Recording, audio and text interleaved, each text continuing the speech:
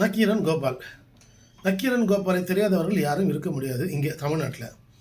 Cinema ஸ்டார்லங்க அவர் மிகப்பெரிய பத்திரிகையாளர் இல்லையா? நாங்கள்லாம் 10 வருஷத்தை ஜுடிஷியல் எப்படி சொல்லுவோம்னா டிக்கெட் அப்படின்னுவோம். ஒரு டிக்கெட்னா 10 வருஷம் அப்படின்னா அவர் பார்த்திங்கன்னா பல டிக்கெட்ஸாக வந்து பத்திரிகையாளராக இருக்கிறவர். அவர் பேரில் வந்து இருக்கக்கூடிய எஃப்ஐஆரே வந்து அவரே ஒரு இன்டர்வியூ சொல்கிறாரு, 250 300 எஃப்ஐஆர் என் பேரில் இருக்கும்.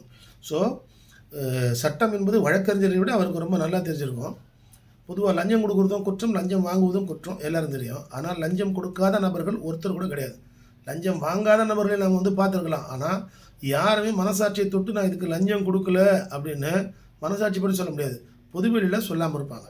சரியா? பொதுவெளியில் சொல்லாமல் இருப்பாங்க. இப்போ இது வந்து நக்கீரன் கோபாலுக்கு தெரியாமல் இருக்கும். அவர் சொல்கிறாரு, இந்த எலெக்ஷனில் திமுகவில் பார்த்தீங்கன்னா ஒரு ஓட்டுக்கு 5000 ரூபாய் வீதம் போட்டு கிட்டத்தட்ட 2 கோடி பேருக்கு நாங்கள் வந்து பணம் கொடுத்துருக்குறோம்.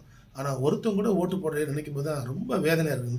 அவருடைய வேதனையை வந்து வெளிப்படுத்துகிற விதம் வந்து நியாயமான ஒரு விஷயந்தான், அவர்களுக்கு அந்தந்த மனசு கஷ்டத்தை சொல்கிறதுக்கு. ஆனால் ஒரு பொது வெளியில் வந்து ஒரு லஞ்சம் வாங்குறது தப்பு, லஞ்சம் கொடுத்தா நான் ஓட்டுக்கு காசு கொடுத்து குற்றம் தானே.